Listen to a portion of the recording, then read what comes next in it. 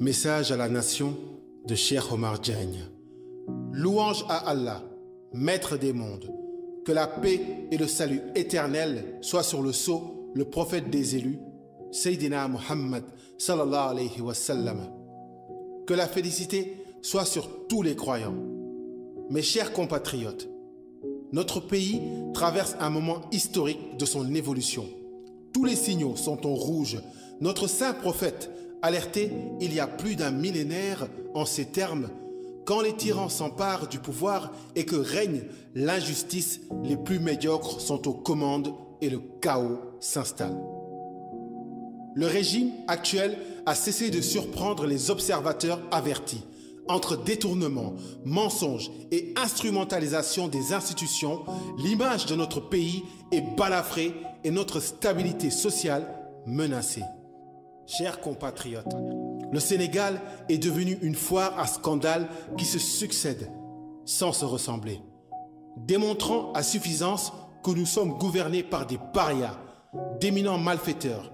Le dernier rapport de contrôle de la gestion des fonds de riposte et de solidarité Force Covid de la Cour des comptes prouve largement que les deniers publics sont dilapidés, spoilés et détournés dans une impunité haletante. Il confirme ce que tout le monde savait depuis toujours et que nous n'avons jamais cessé de dénoncer. Les voleurs de la République bénéficient de protection de la part de l'autorité qui refuse leur traduction devant la justice et qui plus est, récompense les plus fidèles. J'attire l'attention de tous sur la kyrielle de rapports OFNAC, IGE, IGF, ARMP, CC, etc.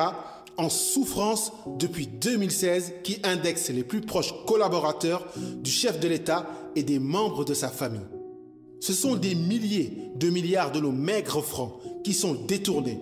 Le rapport annuel de l'OFNAC, paru en 2016, montre clairement des pots de vin, des détournements de fonds, des abus de pouvoir et des fraudes dans certaines sphères de l'État, ce qui est une entorse à la bonne gouvernance.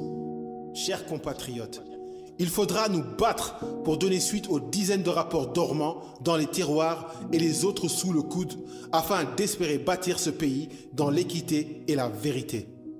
Ce régime déshonore l'héritage majestueux de Thierno Souleymane Baal et ses illustres compagnons de la révolution Torodo de 1776. Qu'Allah leur fasse miséricorde. Il est évident que sous ce régime, notre Sénégal n'est plus ce havre de paix tant envié par nos voisins en termes de droits et de liberté. Des reculs substantiels sont notés à tous les égards et des citoyens sont abusivement séquestrés sur injonction de l'autorité ayant comme tort de s'être opposés à sa démarche ou d'avoir dénoncé ses pratiques malsaines.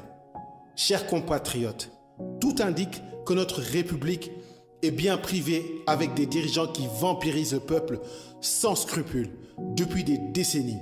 Il s'agit de la mafia politico-religieuse, d'hommes d'affaires peu scrupuleux et d'intellectuels vicieux. Notre pays est malade à cause de ses fils indignes et de l'inaction d'une majorité silencieuse. Il est de notre devoir d'y mettre un terme et d'inscrire ce pays sur la trame de la prospérité et de l'équité. Une révolution est inéluctable pour essuyer nos larmes et irradier l'avenir de nos enfants. Elle devra être stratégique, populaire et responsable. Chers compatriotes, d'ici quelques heures, nous assisterons encore une fois à un discours à la nation avec la redondance qu'on lui connaît pour magnifier des marchés gracieusement accordés à l'Occident. Il fera encore des promesses sans lendemain tout en occultant les questions brûlantes, gage de stabilité et de paix pour notre pays. Il sera fidèle à sa coutume en donnant garantie solide aux lobbies étrangers pour lesquels il déroule un agenda pernicieux et dévastateur sur nos valeurs, nos croyances et nos ressources.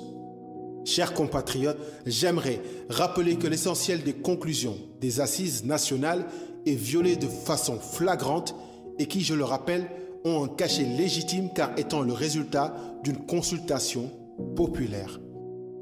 Son esprit a été trahi dans sa substance car les libertés sont agressées dans ses fondamentaux parfaitement illustrés par les séries de détentions arbitraires, les manifestations interdites, le musellement de la presse, la tentative de liquidation d'une opposition significative, la gouvernance démocratique n'est qu'un slogan. On assiste à un népotisme total du pouvoir avec une ingérence à outrance de l'exécutif sur les autres pouvoirs. Notre démocratie a besoin de respirer, d'où la nécessité d'un rejet systématique d'une hypothétique troisième candidature illégale et illégitime. Il y va de la stabilité du Sénégal et j'interpelle toutes les forces vives de la nation, mais surtout ceux présents lors de ces assises. Vous avez une responsabilité devant l'histoire. Notre Constitution affirme que la souveraineté nationale appartient au peuple. C'est à ce peuple que je m'adresse, convaincu de sa puissance et invitant ses différentes composantes à l'union pour libérer notre pays de cette mafia qui en jouit indûment au détriment de la majorité. Un régime à haute teneur anthropique est presque inutile et le nôtre est pire que le coronavirus. Chers compatriotes, malgré ce tableau sombre, notre situation n'est pas sans issue. Il y a une alternative à saisir pour 2024 afin d'éviter l'erreur d'une autre alternance d'hommes en restant dans un même paradigme. Du fond de ma cellule, je prie pour ce pays et pour tous ceux qui y résident. Je demeure convaincu que notre pays a des solutions à délivrer à la terre entière en puisant dans l'héritage majestueux de nos illustres ancêtres. Prière pour cette jeunesse debout, consciente du legs et engagée dans le combat pour notre souveraineté. Qu'Allah veille sur ce pays hautement convoité et qu'il avilisse tous les comploteurs indignes qui tentent de la plonger dans les abysses de l'instabilité. Louange à Allah, le maître des mondes, l'unique, digne d'adoration dans les cieux et sur la terre. Amin. Sébikotane, le 27 décembre 2022, Cheikh Oumar Diagne, secrétaire général du Rassemblement pour la vérité, Inde Chidek.